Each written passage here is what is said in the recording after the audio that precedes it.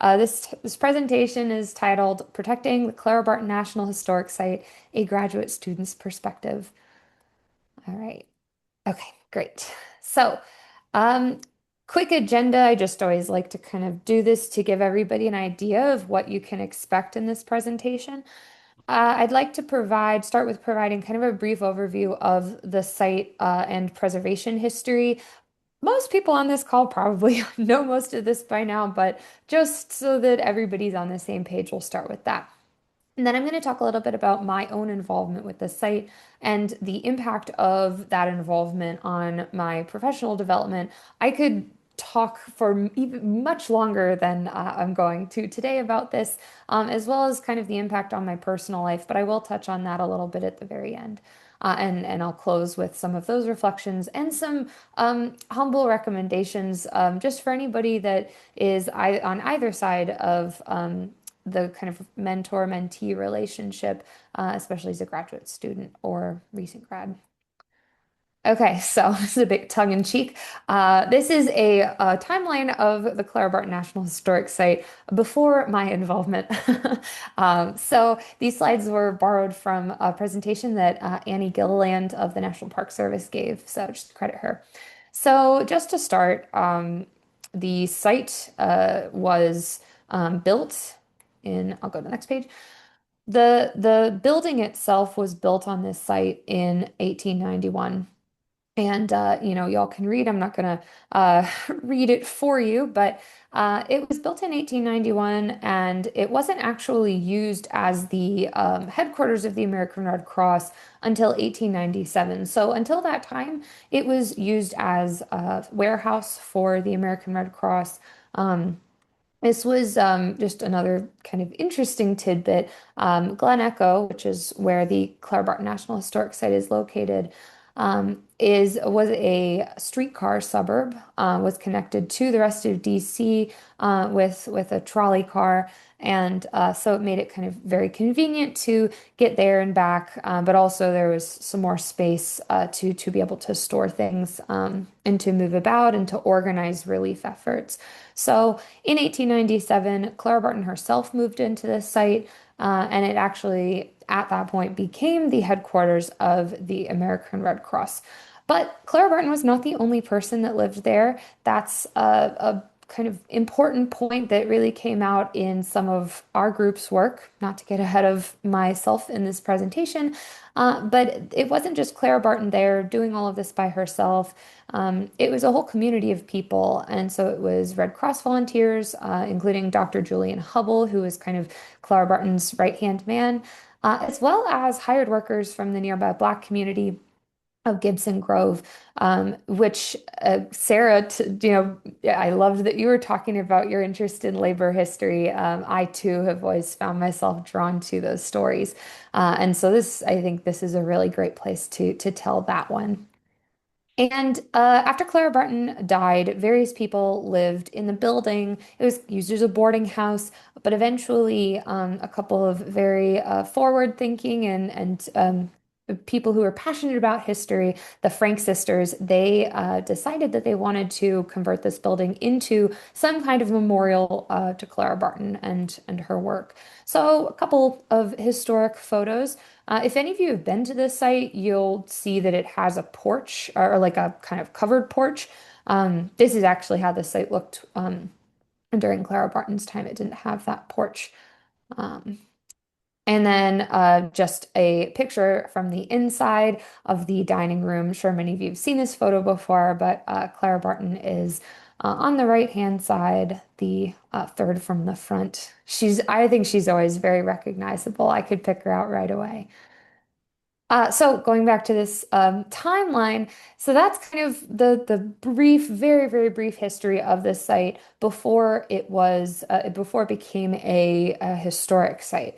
So in the 1960s and 70s, that was really when the preservation activity began. The Friends of Clara Barton, a predecessor to an old ancestor, I guess, to the current Friends group. They purchased the building and the land. It was designated National Historic Landmark in 1965. And in 1974, the site actually opened to the public it as a site with interpretation about both Clara Barton and the Red Cross. That is what the legislation actually is very precise and specific in saying. And again, not to get too ahead of myself, but that was really what our group that kind of formed when some rehabilitation, as they call it, of the site was being considered.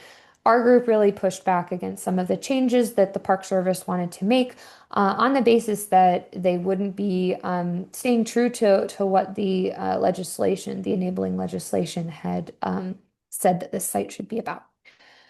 And so, going up to almost today, to recent times, thousands of visitors came to this site. It was really robust. There was a lot of great programming going on. But in 2015, the NPS removed the furnishings to protect them and limited access to the site. It became very dangerous, very structurally unstable. I do have a couple pictures from the third floor, but they stopped allowing anybody to go up there. Thankfully, I was able to snap those pictures back in 2023. That was a perk of getting involved in this. And the site has reopened in a limited capacity 2022. However, its status is kind of a bit unclear right now. The construction timeline is a bit unknown, but we do have that's kind of in sight. It is coming soon, hopefully. So here's a couple pictures from that trip. You can see just the wear and tear and that kind of backlog. Thankfully, though, the site was one of the ones that received money from the Great American Outdoors Act under the first Trump administration. So, and it's been able to until now, and hopefully nothing will happen before construction starts. Hold that funding and go forward with the project. Okay. So now we're going to transition into where I come in. As a young graduate student, here I am at one of my first conferences that I attended as a PhD student. So this is the ad that I saw, and it was a OAH email chain thing that I got forwarded. And so it wasn't even supposed to be for this reason. I think a professor shared it because there was some talk going on. But I read through it because I was interested and I saw this kind of ad or announcement and I just thought, well, this is really interesting. And this looks like something that, maybe I could learn more about. That really is all I thought, which really goes to show the kind of way that these things kind of snowball into something really great and meaningful. But I just said, let me try my luck. So let me email the superintendent, which was the contact listed. Let me email him and say, hey, could I potentially be a note taker or just sit in on this meeting? This is where I do want to pause though, just for whatever it's worth. Maybe some graduate student in the future will be watching this and kind of wondering, like, well, how do you get involved in this? It is exactly this easy. You may get rejections, you may get told no, that this is, not something you can be involved in, and that's happened to me before for sure. But it can never hurt to ask. And sometimes you will get a response that you don't even anticipate, which is what happened in my case. The superintendent at the time said, absolutely, you can attend these meetings as a consulting party. And, here's the meeting invite and, hope to see you there. So that is what happened. And so now I'm going to transition into this kind of selected key events. It's a very limited timeline, but what I want to highlight the most is where kind of my key involvement was in hopes to kind of show how graduate students like me and others can get involved in this kind of project in various ways. So the first two events, and you'll see this slide again to kind of the highlighted parts will be what I'm covering. So to start, I'll talk about the formation of this group. You see this asterisk here. That's what I'm about to talk about, as well as some early visits to of some various really key places. So our various names. This was a rabbit hole maybe I went down. Maybe is not that relevant, but I think it's kind of interesting. Originally, this kind of group that I'm talking about, made up of academic and public historians, preservationists, people involved with the state historic preservation offices, just a wide variety of people. We're just all Section 106 consulting parties. And so that was in fall of 2022. That's really the extent of it.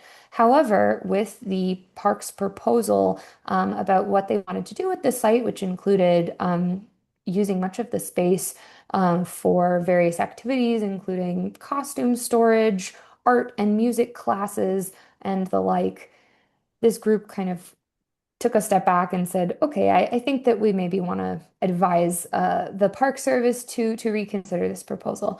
So that led to this second name coming into effect, which was Historians Concerned About the Future of the Clara Barton National Historic Site. A very long title. I think we used it maybe once or twice to sign a letter that we all sent together. We quickly moved away from that to the much more kind of straightforward Clara Barton NHS partners. And now we're calling ourselves Clara Barton Partnership, although really the name is kind of not that important because everybody in the community in this group really knows what we're focused on, which is the Clara Barton National Historic Site, and it's for advocating for this site. So that's kind of the evolution of what our name, how the name situation went. But I do want to highlight this is not to be confused with the official Friends group that formed or that was founded last year, has 501(c)(3) status, is the Clara Barton Fund. And so if you're following along or if you click on the presentation, you can actually go to their website or Google it. It comes up right away. So the next kind of major event that I wanted to discuss was this June 2023 visit, where a bunch of consulting parties who lived out of town, various places throughout the country, all came into town to both visit the Clara Barton National Historic Site and to also meet all the other consulting parties and learn more about Clara Barton through some of the other sites in the DC area that are really relevant to her history. We went first to the American Red Cross headquarters in downtown DC. That's where this picture on the left is from. And this is a picture depicting all of the five headquarters of the American Red Cross throughout their time. I made a quick, let's see if this works. Hopefully this works. Can you all see this map? Yeah. Great. So I just made this really quickly. It's pretty straightforward. This is a map based on the plaque that was near that photograph as well as the photograph itself of these different locations. So I'll zoom in a little bit. Um, if you've never used a kind of Google map in this way, it's very easy to make, but if you're using it, you can click on the various points. And I have just cropped the photo and put it in there. This is the headquarters from 1914 to 1917. So even if you were interested and you were in DC, you could do a little walking tour of all of these really close in headquarters, but then you have to zoom out to see Glen Echo, the Clara Barton National Historic Site, all the way up here. But again, it was connected with a streetcar, so it made it decently, I don't want to say easy, but more easier than it looks to get up there. So that was just, here, let me go out of this for a second. Okay, can everybody see the slideshow again? Mhm. Okay, great. So that was from the American Red Cross headquarters. The picture that's a little bit creepy, I'm now realizing, on the right-hand side was from the Clara Barton Missing Soldiers Office Museum. This is a really great site right in downtown DC. We have actually a one of the staff members from that site is now part of the Clara Barton Partnership Group. She'll come often to the meetings. Her name is Madeline. But this was pre-Madeline. We just decided to go on a tour of the site and see where Clara Barton really started one of her careers. She had already been known as Angel of the Battlefield, but in this office, she was able to match soldiers with their families, as well as communicate with families who had lost a loved one to the Civil War. So she was able to make all of these connections with a very small staff in a very small space that one of the staff members, when we visited, told us was haunted. And now looking at this picture, I kind of get what they're talking about. I want to just show here a few other pictures of other Clara Barton related sites. I have not visited the sites on the left and the right, but of course, this middle one is of the missing soldier's office. This was the original sign, which I think is really cool. The one on the left is was taken by Bonnie Goldman. It is the Clara Barton Schoolhouse, and it is where Clara Barton first started her professional life as a school teacher and did some really inspiring work there to get local children into school, into a public school. Was ultimately kind of driven out by some sexist ideas about women running schools, but she quickly pivoted and moved on and then undertook her Civil War career from there. And then on the right-hand side, that's actually at Antietam Battlefield, and that's a nod to her service during the Civil War. You can see if you look at the bottom, right by Pam Goddard's feet, there's that little red cross. And so that is a monument to Clara Barton at that site. So, sorry, before I continue, one thing I just wanted to mention here is that this getting involved with this group that had so many people with so many different connections to Clara Barton and to the Red Cross and to just history in general really helped me see as a graduate student how all of these sites and just various sites can be connected and how there's really some fruitful and interesting opportunities available to us if we just kind of look for those connections and see how we can, work together to strengthen the various sites. Okay, moving on. So this is the part of my work, I think, it was the first time that I was able to make a material impact on this project. And I was so grateful to be able to do that as just I guess, rising um, first, second year PhD student. This was the Clara Barton NHS Partners Interpretive Planning Project Group. And it is another long name for a group that came together around this issue. We, meaning me and Heather Hike, authored this report. It is available to anybody. I can put it in the chat after my presentation in case anyone's interested. We authored this report after a series of 3 workshops that featured various stakeholders, including folks from the National Park Service, to talk about what does the history of this site look like, both in terms of the physical rehabilitation, which is obviously much sooner. It's going to be happening. We thought sooner than, maybe this fall back in 2023, but it's going to be happening soon.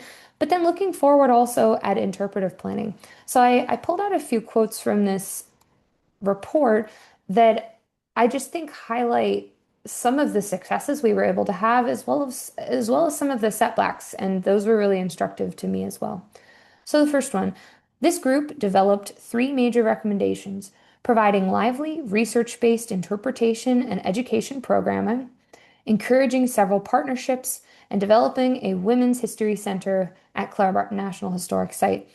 So that those first 2 recommendations I feel have been eagerly undertaken by the Park Service as well as other members of the group through the various efforts of the Clara Barton Fund. I think through the work that Sylvia is going to be doing with SciArc this summer, which I just think is great. And encouraging those several partnerships, again, between the Friends group as well as between these other sites that I've mentioned. Of course, the Women's History Center, that is a goal that this group had that isn't, I don't want to say is impossible, but hasn't come to fruition yet. And I think that in 2023, we're in a very different place, just politically and, in history. And so it's not to say that that couldn't ever happen. I think that Clara Barton National Historic Site would be a great place for something like this. And it's really, really well, like sorely needed. So moving on, a friends or affinity group is crucial for the future of Clara Barton National Historic Site. I think that one was achieved really well, and it's really gratifying to see that we as a group were really thinking about that even back in summer 2023. And then last, and I will get to this a little bit later, that the DC area has numerous colleges and universities which can become strong partners.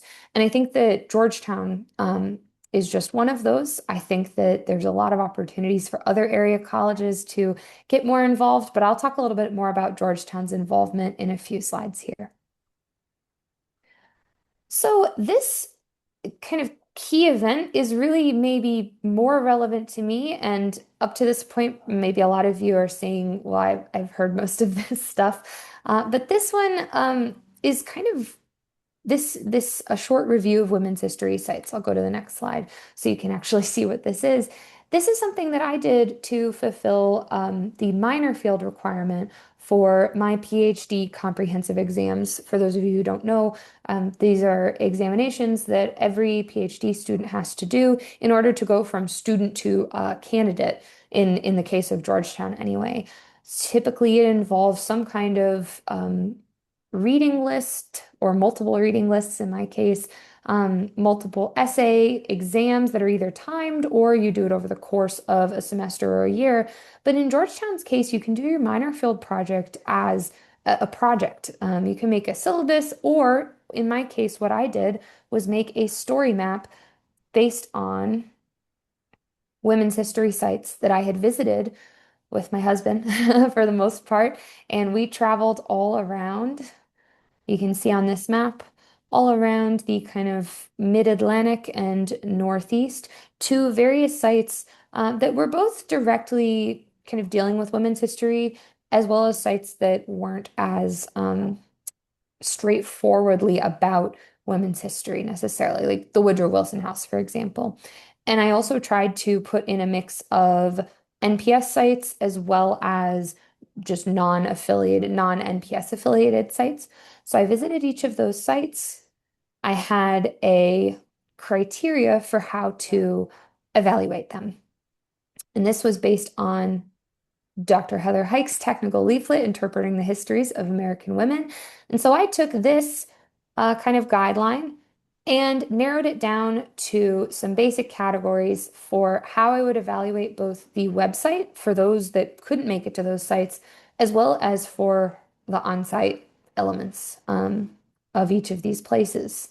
And so I was able to visit everywhere. And then you have all of my findings here, site by site. I love Mary McLeod Bethune. That's a great site.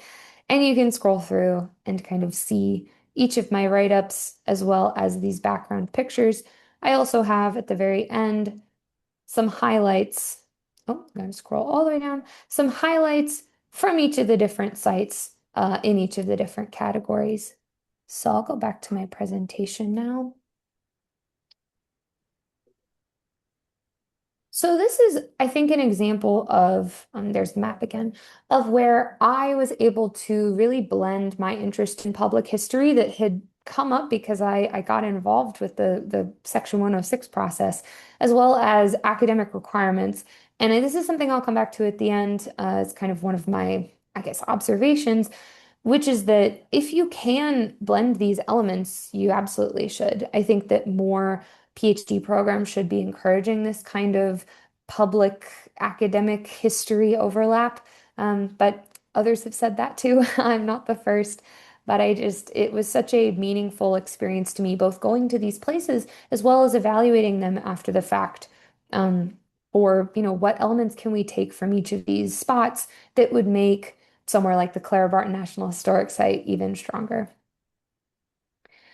And closing out, let me take a look at the time. Okay, plenty of time, and hopefully there'll still be plenty of time for some questions if folks have them. In winter 2024-25, so December 24, January 25, I was invited to give a presentation to the Tiffany Circle. This is a group that is kind of a group, I guess, of elite volunteers and donors to the American Red Cross. And they have different chapters across the country. I was invited to give a presentation to the group that's based up in kind of Rockville area. I got off at the Medical Center Metro, if any of you all are familiar with the Red Line in DC. And I gave this presentation to all of these people who were really passionate about the American Red Cross, and many of them were also passionate about Clara Barton, but they really had no idea or very little idea about the existence of the site itself. So that was just an example of another connection that I was able to make, of course, along with the help of this group and their connections. And then that culminated in a series of two tours that we did that we organized for those Tiffany Circle members, as well as members of the Alexandria Presbyterian Church in January of 2025. You can see some nice snow there. And I was able to attend those and really view the tour with new eyes because at this point, 2025, I'd been to the site several times. I'd gotten the tour at least three times, and seeing new people be able to take the tour was really cool. And I could really focus on things that I hadn't looked at or thought about, and think more deeply about that experience. Next. Okay, there we go. So the last thing I want to talk about that's kind of on this timeline is the effort with the Georgetown class led by Dr. Chandra Manning and the Clara Barton National Historic Site. So this, you can see the timestamp here is July 2024. Again, this I think is an example of just asking, sending an email, and seeing what happens. So I just reached out to Professor Manning to see if she might be interested in talking to me about the possibility of doing a class that would coordinate with the Clara Barton National Historic Site. Because what I'd been hearing from the Park Service staff is that they had all these research projects they wanted to do, but they didn't have the time or resources to do them themselves. And I thought, students, undergraduates and graduate students would love to do something like this. So I reached out to Professor Manning. We had a meeting, and afterwards, I was able to connect her with the staff, and we had a few planning meetings there.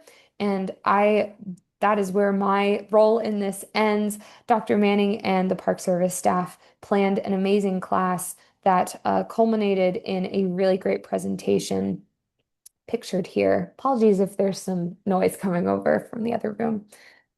So this is a group right here. We have Sylvia is right in the middle. So she has also been here for the long haul. This is an article that was published on the Georgetown website, and this just is it's a quote from Kevin Patty. Most of you probably know him. He is the park ranger with the George Washington Memorial Parkway that is very, very passionate about Clara Barton. And so he said, the work that the class, have done in a Clara Barton focused class this semester will be used by the National Park Service to educate people and connect people to the Clara Barton National Historic Site online, on social media, and in other ways at the site. And really, the work that they did was absolutely incredible. And it is in the process, I think, a slow process of being approved by the Park Service for being able to be shared on the website in other venues. Okay, shifting gears a little bit before I wrap up. I didn't talk about every single meeting and every single conversation and every single email that I was involved in or that I had with somebody else. I did just want to list, maybe for, this would be helpful for folks that are still working, doing this work. Various consulting party meetings that were hosted by the Park Service span all the way from November 2022 until February of last year. And this is by no means the end of that consulting process. Well, it is for the physical rehabilitation, but there'll be a whole nother process that will start for the interpretive planning, which I hope to be a part of. I know a lot of other people in this group will be a part of that as well. And then to highlight the Clara Barton NHS Partners Interpretive Planning Project Workshops. Those all took place summer 2023. A lot of that material is available as well as the report. So if anybody's at all interested, please do let me know. And then, of course, there's the Clara Barton Partnership regular meetings. They used to be weekly when we were really in the thick of things. Then they switched to bi-weekly. And now we're meeting about every 4 weeks. but those have been going on consistently since fall of 2022. And I wanted to highlight this uh, to kind of come back to this idea, excuse me, of consistency and community in these final thoughts. But I'll start out with this, my ideas about public history and academia. I imagine most of you all share this idea that public history should absolutely not be subordinated to academic history. They are on equal footing, and these two kind of disciplines really need to work together in a more conscious and direct way in order to make both of them better. I also, throughout this process, really learned a lot about graduate student mentorship, of course, from my side as a graduate student, but I came to realize that all of these people who took me under their wing, invited me to meetings, had one-on-one phone calls, Zoom calls, coffees with me. They did not need to do any of that, but they did because they value this idea of mentorship, this idea of the next generation and of women's history. And that just really means the world to me. It goes into what the last bullet point here is, which is this idea of building and sustaining community. I think that often in these spaces, an idea of kind of caring for each other in both professional and personal ways gets forgotten. But I have been so fortunate to be part of this community since 2022. And even as I move all across the country this year, as I'm finishing up my PhD and moving on to who knows what, I know that I will have this community that was built for me and that I also helped build in a way. Have a couple photos here with the captions. This bottom left one is from that Georgetown class where they presented. This is Kevin Patty up in front. It was really well attended. I actually brought my sister and she really enjoyed it as well. And the bottom is Liz Witherspoon, who's on this call, and me attending the Salute to the Parks Gala that the National Parks Conservation Association puts on each year. And that was an incredible event where we got to talk to other people who are passionate about the parks. And then this picture on the right is a group photo that I was able to dig up from the group tour that we took in 2023. And when I look at that, it makes me really grateful to know that a lot of these people in this photo I still see every month and I still have relationships with and have been able to help in my own small way as, with whatever kind of power I have as a graduate student, but more so that they have really invested time in me and helped me so much. So before I fully wrap up, I did just want to highlight this slide. This is more for if folks refer to these slides later. If you're interested in joining either the Clara Barton Partnership or the National Collaborative for Women's History Sites, please reach out to me. You can also, of course, reach out to others. But as a member of both of these groups, they play really important roles in bringing the stories of American women to broader audiences and protecting places that do that. This meeting right here, for those of you who aren't regular RIC attenders, is monthly on Mondays at 3 p.m. Eastern. There's always a great presentation. I learn so much every time. And the Clara Barton Partnership meets every 4 weeks, like I said, on Thursdays at 4 p.m.